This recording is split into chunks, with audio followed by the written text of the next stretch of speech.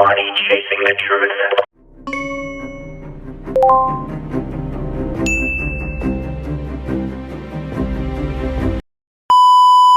So there's a lot of speculation that Bill Belichick won't be back with the Patriots next year. I think it's absolutely ridiculous. You know, in today's National Football League, as soon as a coach doesn't have a good season or they lose a couple games, it's fire him, fire him, fire him, and then he gets recycled and he goes to another team. You know, I like stability at the head coaching position, and you have to accept as an owner and a fan that your team, you know, it's going to have its ups and downs. You're going to have years where, like the Patriots, for example, when they were just completely dominant for 10 to 20 years, and then they fell off a little bit, and then, of course, they'll rebound over time through the draft and developing players. And in today's National Football League, you know, nobody has any kind of patience. You know, the perfect example of that is Peyton Manning back in the day, his rookie year. I think he won like 2 games. Troy Aikman, his rookie year, they were 1-15. And then I think his second year, they were 8-8. And then his third year, they finally made the playoffs. It's like in today's game with coaches and players, they don't give anybody the time to develop whatsoever. It's like, oh, get rid of them. You know, the all-time winningest coach in the National Football League with the most Super Bowl wins, Bill Belichick, and I'm not a Patriots fan by any stretch of the imagination, and it's, oh, get rid of them, because, you know, they had 2 years that are down years compared to the normal seasons of dominance that they had. It's just absolutely ridiculous. So let's let Mike Florio and Sims do their take, and I'll comment from there. We've got vacancies now with the Falcons, with the Panthers, the Chargers, and with the Raiders. Right. Is that all of them so far? 4 so far? I think so. Only 4 out of 32. There are other hot spots to keep an eye on. We don't know how it's all going to play out. But the one that is going to dominate everyone's attention and focus this week is that the Patriots are expected to move on. Oh, just that guy that's the greatest coach in the history of football? Of all time. Just that guy? Now, look. Oh, here we go. I've been using the skydiving metaphor that will Robert Kraft eventually jump out of the plane. Oh, yeah. And is there a way that Robert Kraft could go in and say, here's my plan. Yeah. Here's what I want to do. I suppose there, in theory, is a way that he can convince Robert Kraft that he's willing to embrace change, that he's willing to do what needs to be. Here, Florio, let me break some bad news to you. Just because you're the owner of a team doesn't mean that you know the way it should be coached, right? Belichick is the one winning the Super Bowls and making personnel decisions, not Robert Kraft, excuse me. So Florio, to me, he's like the guy that a company hires, right, that didn't work his way up through the ranks and doesn't understand the nuts and bolts of the company, and they just put him at a position of like power, and then the whole company goes to hell. This is Florio. Done. That it's a compelling plan that makes him say, oh boy. Because the coaching ability, undeniable. Yeah. They love what he can do as a coach. Of course. The problem is they feel like they have a 70s, 80s, 90s football operation. Yeah, manager, right. That's what I said on the show last night, right? I was like, it's the managerial stuff that bothers me with Belichick. Too resistant to change. Right. Doesn't trust people. You've lived in that bubble. Oh, I know. He doesn't trust anybody. Doesn't trust It's one of the anybody. reasons why 2 of his kids work there. Yeah. Who can you trust if you can't trust your own kids? Right. Unless it's Succession or something like that. But that's like the world has passed him by on things unrelated to what he does best. The X's and O's. But on the things he does best, he's as good as anyone who's ever lived, if not better. Right. And he still wants. Like Florio, did you ever think maybe his old-fashioned ways, not dealing with the media and managerial stuff, is the reason why he's so successful with the X's and the O's? Because he knows what it takes to focus on those types of things. Like, you make absolutely no sense, Florio. You know, you want to sound like you know what you're talking about and that you're right. And again, you sound like a total company man who they hire for the company, didn't spend any time working for the company, and they just put you in charge, and then the whole company goes up in flames. Like, the world passed them by as far as managerial stuff. No, that's how you have to be, because in the NFL to win, you have to be 1,000% focused on the task at hand. Wants to do that, and he loves that part of it. So This is still a challenge. And Belichick met with reporters this morning. He said, I'm under contract. I'm going to do what I always do. When he says, I'm under contract, that underscores there ain't going to be no trade. I said that last night. There is not going to be a trade. Code word. That's code trade, for right, pay me or fire me. Right. But I'm not playing your little game Right. where you try to go get, if you don't want me here, I'm not playing along with this effort for you to go get a first-round pick for me. No, you pay me, F you pay me, Right. or F you fire me. You're not going to trade me. I'm not playing that game. And I think that they know that. They're smart enough to know that however this thing disengages, it's not going to be pretty. Yeah. And I also think that part of the tug of war here is, do they have to fire him Right. and owe him? Because you know the game that Belichick plays. They've gotten in issues with it, like with Brett Bielema. Yeah. Somebody's got a big buyout, and they pay the guy peanuts and stick the other team Right. or the other college for Right. the balance. I think there's a concern that he'll go somewhere and get peanuts for 2024 and stick Robert Kraft for the balance. I think the best outcome, and I've said this all along, just part ways, Yeah. rip up the contract, no further obligation. Whatever you get financially is coming from the new team. We don't owe you anything. You don't owe us anything. No draft picks. No, just boom, over, done. We go our separate ways. I think they'd like to do that. Yeah. I don't. Why would Belichick? Why would he do that? You know, the all-time wins in the Super Bowl, and he's just gonna rip up a contract where he's guaranteed money to make them happy. He deserves every penny he gets. Like, Florio, what are you talking about? I mean, I know the team would maybe like to do. I hope Kraft doesn't want to do that to Belichick. I hope Kraft has more respect for him than that. But if Kraft ever came to him and said, let's just rip up your contract, let's bygones be bygones, you go your way, I'll go mine, you're not getting a penny more. Yeah, okay, right. I don't know that. Right. I think they'd like to do that. But Belichick can just say, I don't want to go. I'm not leaving. If you want me to go, you have rights under the contract to tell me to go, and I have rights under the contract if you tell me to go. Yeah, I mean, Belichick's going to play hardball, that's for sure. He's going to do it the way he deems most necessary to put him in a successful position for his next move. This feels inevitable, right? I mean, again, I know people. I know people in football. It certainly seems like there's no way Belichick's back. No way. He's planning his next move as we speak. I don't believe him anything he's saying as far as I'm doing what I'm always doing, and it's way too early. Yeah, it might be too early to figure out exactly where he's going to be the head coach, but it's not too early to think that he's not going to be the head coach of the New England Patriots. I think that's a foregone conclusion at this point. Sims, your take is so wrong.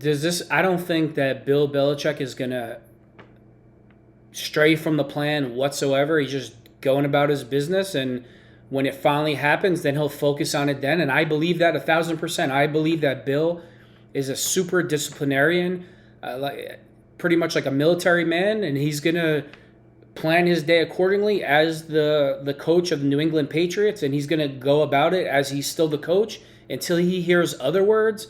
So I don't think that Bill Belichick goes to sleep at night and he's worried whatsoever if he's going to get another job. I don't even think it's a question if he's going to get another job. I think Florio's take and Chris Sims' take is just totally 1,000% wrong, underestimating the mind and the predictability of Bill Belichick. Bill Belichick, he is a creature of habit. He doesn't look like the type of guy that gets shaken, whether under pressure or his feet are to the fire or his team is not playing well. He just sticks to the plan and keeps going according to the plan, and eventually he knows that he'll turn things around. So this Pro Football Talk has it wrong here. Point, right? And it feels like it's time anyways. It does. It feels like hey, it's a little bit like maybe even the Brady thing. It's just, hey, at the time it comes to the end, we got to both go our separate ways. We need a new new energy, a new little motivation in life to kind of spark this. And we've been there, done that here with this organization. So we'll see where it goes. Belichick, I mean, for my money, is the greatest. With Tom Brady, it wasn't the energy. It was he couldn't throw the ball anymore. Now, he left the Patriots in the first year. He still had one good year in him where he won the Super Bowl with the Buccaneers. But then after that, he totally fell off. So maybe Bill, he miscalculated. He thought that would happen sooner than it did. That had nothing to do with energy. That happened to do with Tom Brady didn't have the ability to put the ball downfield anymore. Coach in all sports in the history of American sports. That's how highly I think of him. I will say, too, on top of this, I'm a little disappointed in yesterday. I'm disappointed in the Patriot fans and a little bit. That was a pretty blah send-off for the greatest coach ever. I just thought that this would be the players go out there and kick ass. It was pretty blah. And it was a snow game. Yeah. How many times we get a sno game? And it's funny, Ezekiel Elliott said after the game, I grew up my whole life wanting to play in a snow game, and now I did, and it sucked. Yeah, they're only good if it's really important and you feel like you're playing for something. Yeah. If you're playing for nothing, it gets cold in a hurry, and then you start to go, damn, it hurts getting hit like this, and you lose that emotion. But yeah, it'd be interesting. I thought it was going to be an appropriate send-off. Right. I thought the stadium would be packed still just to send him off that way. Because they don't think he's going anywhere. What are you talking about? Why? Because they don't think he's getting fired. Yeah, it was a little lackluster, and I think probably, yes, the record and the weather being the ultimate factor that hurt that. But that's what happens when it's been this kind of slow decline where, it wasn't just one bad season. And again, this went off the rails last year. Yeah, right. That's where he gets the idea to make Matt Patricia his offensive coordinator. And we said on this show, if any other coach was doing this, the reaction would be, have you lost your mind? Right. That's just not how it works. You don't take a guy who has spent his whole career on the defensive side of the ball and just flip it around and say, oh, go be the offensive coordinator. It's too specialized. It's too Wow, Florio, do you even watch football? Do you even watch what goes behind the scenes? It's a known fact in the NFL that most offensive coordinators start on the defensive side of the ball so they get to know defenses and how to attack them. What the hell are you talking about, Florio? Do you just make it up as you go along? That's a known fact in the NFL that the majority of offensive coordinators always start on the defensive side of the ball to know how to dissect a defense.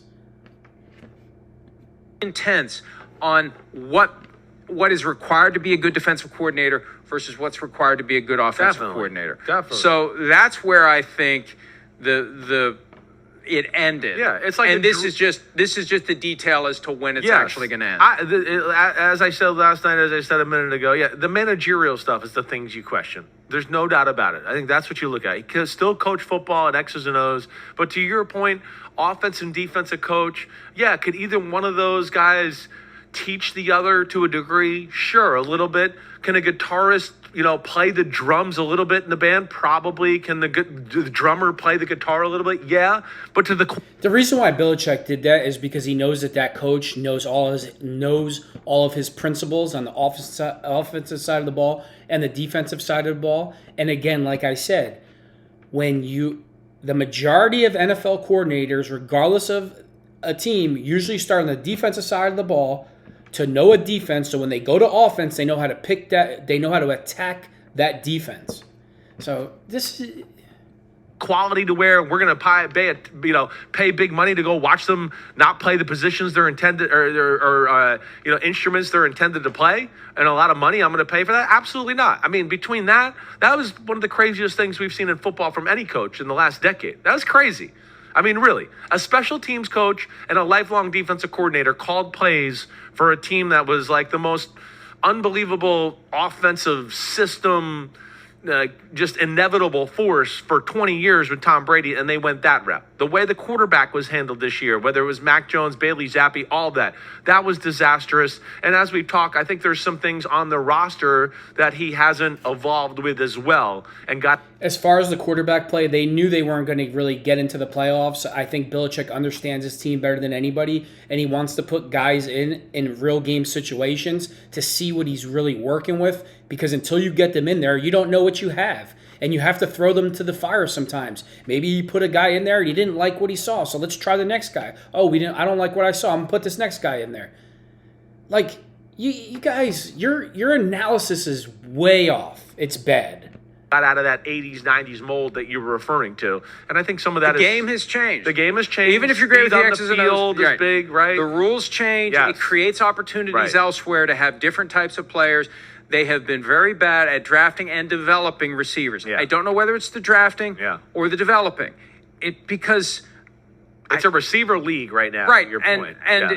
you draft a guy, and you can't just get impatient with him and send him off the field. And part of that may have been Brady. Brady, guys out here, he don't know what the hell he's doing. Get this guy the hell off the field. Yeah. So there are real issues that he needs to address, but he's still a great coach. He is. And he still gets the team ready, and he's still got a future in the league. He was asked if he'd be willing to give up some personnel control in New England. He said, I'm for collectively what we decide as an organization is the best thing for the football team.